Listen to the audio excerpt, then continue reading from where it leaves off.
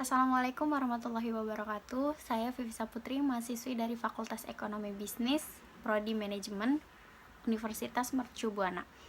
Kali ini saya akan mempresentasikan tentang bisnis plan mebel dan furniture. Bisnis plan dan mebel ini memiliki latar belakang usaha, yaitu bertambahnya jumlah penduduk, terutama di daerah perkotaan, menimbulkan konsekuensi bahwa masyarakat membutuhkan hunian serta tempat tinggal. Hal tersebut dapat dipicu baik oleh lahirnya sebuah keluarga baru maupun karena migrasi atau perpindahan penduduk. Begitu juga di beberapa kota di Indonesia di mana berdiri universitas-universitas terbuka sebagai destinasi untuk melanjutkan studi. Tidak terkecuali di kawasan Talembang. Tentu saja di wilayah Talembang banyak didirikan tempat tinggal bagi mahasiswa yang berasal dari berbagai daerah di Indonesia, berimigrasi dan merantau dengan tujuan untuk menuntut ilmu, baik itu rumah kos, rumah kontrakan, maupun asrama selama mereka menempuh studi. Selain itu, mengingat usaha kami pada dasarnya bergerak di bidang furniture dan tidak hanya berfokus kepada kebutuhan perabot untuk mahasiswa, melainkan untuk masyarakat umum seperti keluarga, kebutuhan ruang kerja, kantor, serta kafe maupun resto, serta kebutuhan usaha-usaha lain di sekitar kawasan Talembang maupun di kota Semarang secara keseluruhan. Di sini ada identitas usaha. Untuk nama usahanya Rosewood Mebel Furniture. Bentuk badan usahanya CV. Untuk bidang usahanya perdagangan berupa jual beli perabot furniture untuk kelengkapan kamar kos atau tempat tinggal mahasiswa ataupun para rumah tangga. Untuk visi misi usaha, visi perusahaannya salah satunya menjadi perusahaan furniture yang mengedepankan kepuasan pelanggan serta membangun loyalitas konsumen. Menjadi perusahaan furniture yang terlengkap dan terdepan di wilayah Kota Semarang dan sekitarnya. Menjadi perusahaan furniture dengan menjunjung tinggi iklim usaha yang baik dan sehat. Di sini juga ada misi usaha untuk membangun komunikasi yang baik dengan konsumen serta menerapkan customer membership program supaya memiliki pelanggan tetap, memberikan promo potongan harga kepada member customer, mengoptimalkan promosi melalui media cetak dan media sosial. Di sini ada keunggulan usaha. Keunggulan usaha yang ditawarkan dari usaha ini yaitu produk yang ditawarkan beragam, mulai dari lemari pakaian, rak sepatu, rak buku, dan juga meja portable. Bahan baku produk antara lain kayu pilihan, plastik, dan partikel yang semua bahan tersebut adalah kualitas terbaik.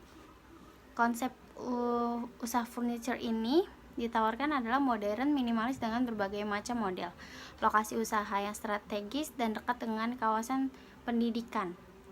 Lalu di sini juga menyediakan berbagai perabot untuk keperluan furniture, kos-kosan mahasiswa ataupun yang lainnya. Melayani pembayaran dengan sistem pre-order, melayani angkut dan antar barang furniture ke tempat tujuan, dan melayani juga pemesanan via online. Ada pula manfaat usaha, yaitu memenuhi kebutuhan perabot dan kelengkapan kamar kos mahasiswa ataupun para ibu rumah tangga, memudahkan konsumen dalam hal angkut barang furniture ke tempat tujuan, memudahkan konsumen dalam hal pemesanan, memudahkan dan memenuhi kebutuhan kelengkapan kamar kos seperti mahasiswa. Lalu di sini ada tentang produk furniture kami ini berbeda dengan produk furniture di toko-toko lain yang ada di kota Semarang, karena kami membuat furniture menggunakan material bahan-bahan pilihan yang berkualitas dan bagus. Pengerjaannya dilakukan oleh para pengrajin atau tukang-tukang yang berpengalaman dan ahli di bidangnya. Selain itu, kami juga memiliki desain-desain furniture yang unik dan lebih modern di masa yang modern ini. Berikut ada produk harga dan kualitasnya, yaitu 1. Kayu solid. Kayu solid ini bahan dasarnya kuat. Kayu yang kami gunakan seperti kayu jati, mahoni, sengon, dan lain-lain. Namun untuk awal usaha kami furniture yang menggunakan kayu ini tergantung dari pemesanan pelanggan. Jadi sesuai dari request pelanggan maunya pakai kayu yang seperti apa. Lalu di sini juga ada plywood, adalah bahan dasar yang umum digunakan untuk pembuatan furniture. Harganya ini lebih relatif murah dibanding kayu solid. Kalau plywood ini kayu olahan yang relatif lebih kuat dibanding jenis kayu olahan lainnya. Bahan dasar plywood ini adalah kulit kayu yang berlapis-lapis dan dipres.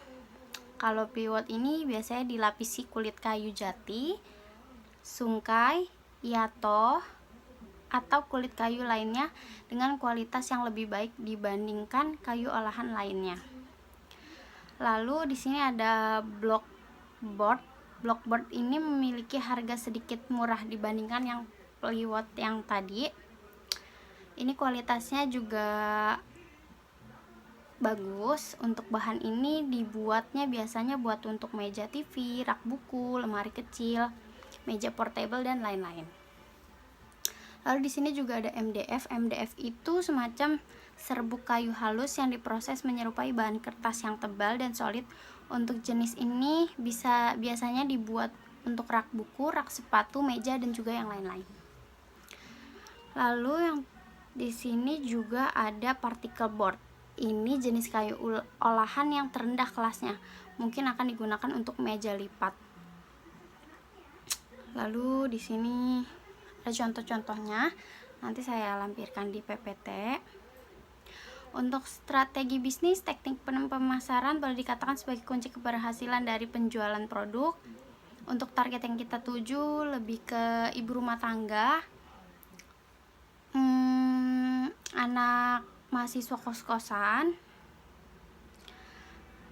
Selain itu juga, tapi lebih utamanya adalah ke para ibu rumah tangga yang sudah berumah tangga gitu, yang baru menikah atau yang sudah lama menikah juga.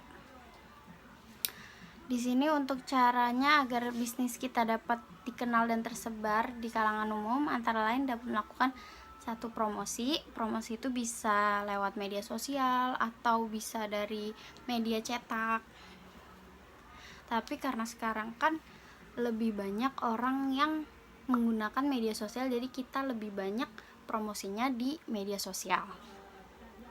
Terus kita memilih lokasi yang strategis.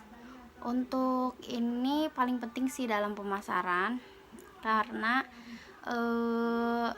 lokasi ini tuh sangat memudahkan untuk orang tuh tahu kalau di sini tuh jualannya furniture gitu. Jadi harus tempat yang banyak dilewatin orang.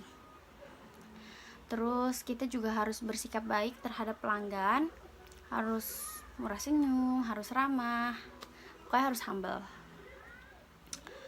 Lalu di sini ada sumber daya manusia, yaitu ada perencanaan atau planning, organizing, actuating, controlling. Untuk aspek manajemennya, di sini ada pemilik usaha, karyawan, dan juga tukang. Kalau pemilik usaha, job desk-nya menangani aspek keuangan, menangani aspek manajemen, mengontrol usaha, menangani pemasaran dan mempromosikan usaha. Untuk karyawan, melayani para konsumen, dan untuk tukang biasanya mengolah olahan kayu, membuat produk usaha mebel dan furniture, dan juga bisa nganter-nganterin barang. Lalu di sini juga ada prospek ke depan. Ada jangka pendek, jangka menengah, dan jangka panjang. Untuk jangka pendek di sini saya jelaskan sedikit. Untuk jangka pendek, kami akan mengembangkan desain furniture lain kami agar lebih variatif, menarik, dan mencari desain yang selain memiliki fungsi juga memiliki estetika keindahan.